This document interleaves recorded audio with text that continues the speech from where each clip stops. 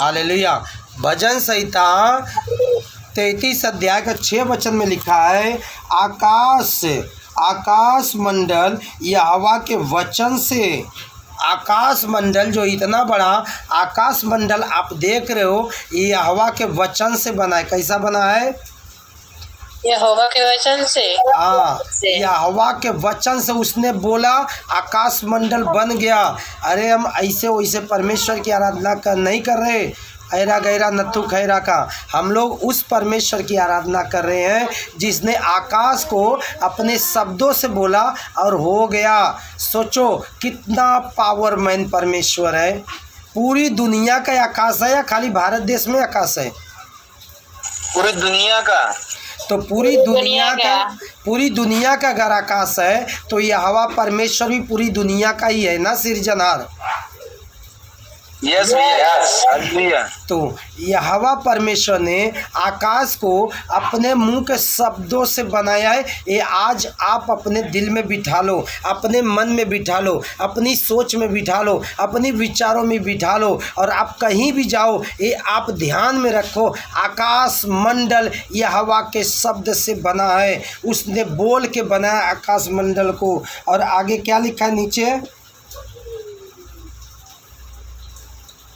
और उसके सारे गढ़ उसके मुंह की श्वास से बने हैं। यस, वो सारे गढ़ समझते हो, सारे गढ़, चाहे आप जितने भी आप देख सकते हो, स्वर्गदूतों को देख सकते हो, या आप सूर्य चंद्रमा को, जो लोग जल चढ़ाते हैं ना सूर्य को, उस सूर्य को हमारे परमेश्वर ने बनाया। जिस आकाश में जो ये है अपना क्या बोलते हैं चंद्रमा, जो चंद्रमा पे लोग पहुंचने की कोशिश करते हैं, वो चंद्रमा को हमारे परमेश्वर ने अपनी शब्दों से बनाया है। और स्वर्गदूत को अपनी मुंह के सांस से बनाया है। कैसा बनाया स्वर्गदूत को? अपने मुंह के श्वास से। यस, स्वर्गदूत को अपने मुंह के सांस से बनाया। इसलिए स्वर्गदूत जहाँ चाहते हैं वहाँ जाते हैं, क्योंकि ये सांस से बनाए हैं, फूंक के बनाए परमेश्वर सारे गढ़ को।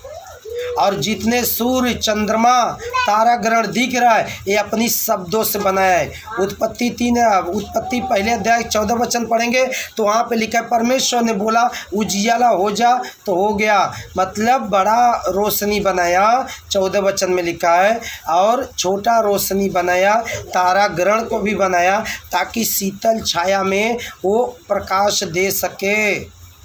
कितना सुविधा मनुष्यों को करके दिया है। खाने का सुविधा दिया है, फलदायी वृक्ष दिया है, आकाश की पक्षी बनाया है, ज़मीन पे जंतु बनाया है, सभी को भोजन बनाया है। हमारे लिए भी भोजन बनाया है परमेश्वर, और हर रोज का भोजन देता है। देता नहीं देता है? देता भी है, देता है। फिर अभी देखो, सृष्टि और सृष्टिकर्ता, जो सृष्टि की पूजा करता है, वो सृष्टि जब नाश की जाएगी वो सृष्टि के साथ नाश हो जाएगा। लेकिन जो सृष्टिकर्ता को मानता है, या पूजा नहीं करना होता है, या कपूर अगरबत्ती नहीं लगता है, या फल फूल नहीं लगता है, सेव संतरा नहीं लगता है, या कोई बकरा बकरी बलि नहीं होता है, यहाँ पे परमेश्वर की आराधना आत्मा और सच्चाई से होता है। और वही परमेश्वर हमें उद्धार देगा, वही परमेश्वर हमें स्वर्ग में लेके जाएगा, वही परमेश्वर जब पूरी दुनिया को जलाएगा तो हम लोगों को अपने साथ स्वर्ग में उठा लेगा। आमीन, आमीन, आमीन। यस या नो? यस या नो? यस भैया, यस, क्योंकि हमारा परमेश्वर महान है। क्या है? जरा हाथ हिलाइए सब लोग वीडियो चालू करके। यस, यस, हमारा परमेश्वर महान है, हमारा परमेश्वर करुणामय परमेश्वर है। आमीन, यस, आमीन, आमीन। इसलिए आगे पढ़िए 7 वचन।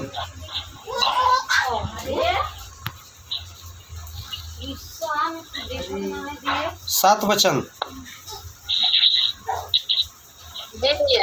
वह समुद्र का जल देव के समान इकट्ठा करता वह गहरे सागर को अपने भंडार में रखता है। यस, वह समुद्र का जल जो है इतना बड़ा समुद्र है, कोई बोलता इसने सुखा दिया, कोई बोलता उसने सुखा दिया। और एक जगह लिखा है कि वो सागर को मालूम है मुट्ठी में लगता है, चुल्लू में, ऐसा चुल्लू से नापता है सागर को, इतना बड़ा सागर को। अरे स्वर्ग उसका सिंहासन है, पृथ्वी उसके पाँव के नीचे है, पाँव के नीचे।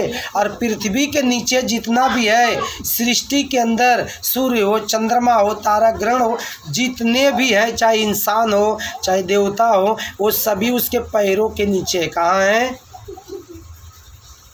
पैरों के नीचे है। यस, उसके परमेश्वर के पैरों के नीचे है हर एक चीज, हर एक चीज जितना भी धरती के अंदर है सब उसके पैरों के नीचे है टोटल। चाहे कोई कितना अहंकार करे, घमंड करे, लेकिन हमारा परमेश्वर स्वर्ग में है। कहाँ है? स्वर्ग में। और हमारे और आपके अंदर आत्मा में है, इसलिए समुद्र का पानी को वो ढेर का ढेर करता है। वो जब चाहे समुद्र के पानी को बढ़ा सकता है, जब चाहे सुखा सकता है, जब चाहे उसके सोते खोल सकता है, जब चाहे पूरी दुनिया पे जल ही जल कर सकता है, जब चाहे पृथ्वी को गला सकता है, आकाश को गला सकता है, सूर्य को गला सकता है, तारा ग्रह को गला सकता है, क्योंकि वो सर्वशक्तिमान परमेश्वर है। यस यस हाँ, यस वो महान परमेश्वर है, यस भैया। वो विश्वास के योग्य है, वो दयालु परमेश्वर है, वो अनुग्रहकारी परमेश्वर है। उस पर जितना भरोसा किया जाए उतना ही कम है, क्योंकि वो सभी से प्रेम रखता है, किसी को पक्षपात नहीं करता है। चाहे छोटे हो, बड़े हो, धनवान हो, गरीब हो, कंगाल हो, भिखारी हो, कोई भी क्यों न हो, वो सभी से प्रेम करता। अच्छा, पूरी दुनिया में आपने कभी देखा यीशु मसीह के नाम से कहीं भिखारी दिखे?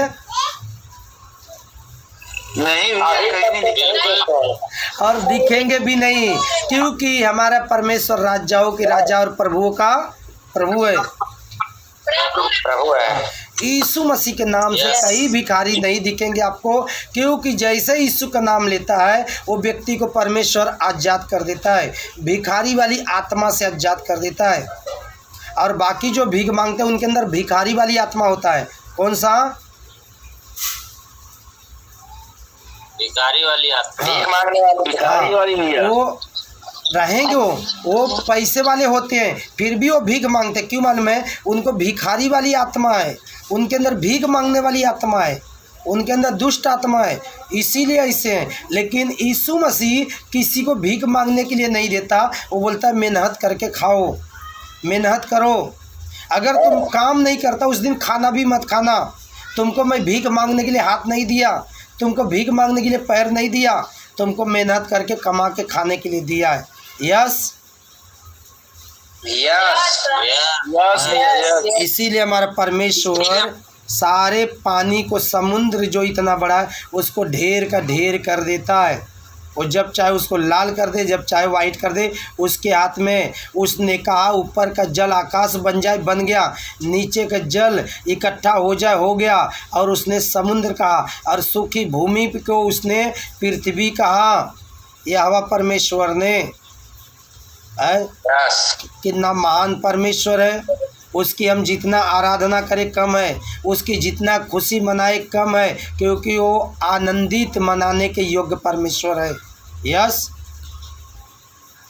यस। इसके लिए इसीलिए हर रोज नया गीत गाओ, हर रोज उसकी जय जयकार करो।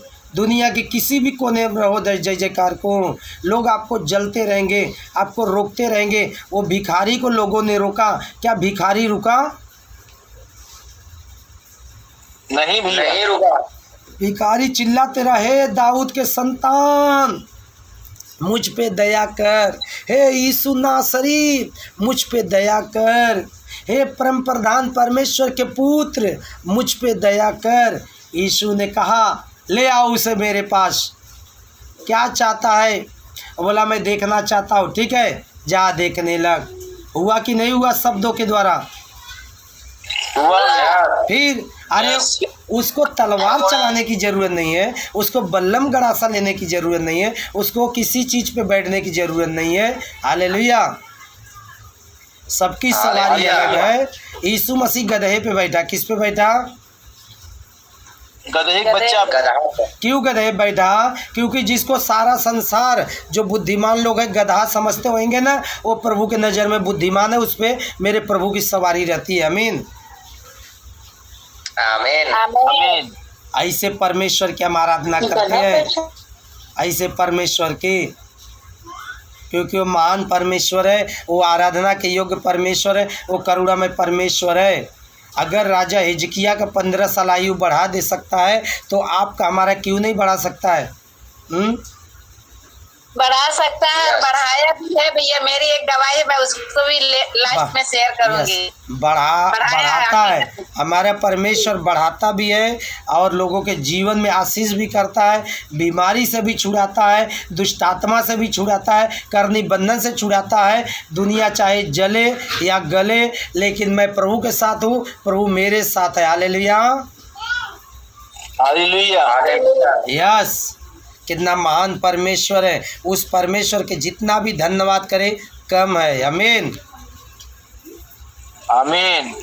यस, ये हमारा ऑनलाइन प्रार्थना चल रहा है और रोज़ 9:30 बजे से लेके 10 बजे तक चलता है और 11 बजे तक 9:30 बजे से 11 बजे तक डेली चलता है। दुनिया के हर एक कोने से लोग जुड़ते हैं। मैं परमेश्वर का धन्यवाद करता हूँ और जितने को जुड़ना रहेगा वो सभी बात करने का, और प्रभु सभी को आशीष करे। सभी को परमेश्वर का धन्यवाद करते हैं। सभी भाई बहन के ऊपर परमेश्वर की आशीष हो, जितने इस प्रार्थना को सुनेंगे यीशु के नाम में। आमीन आमीन।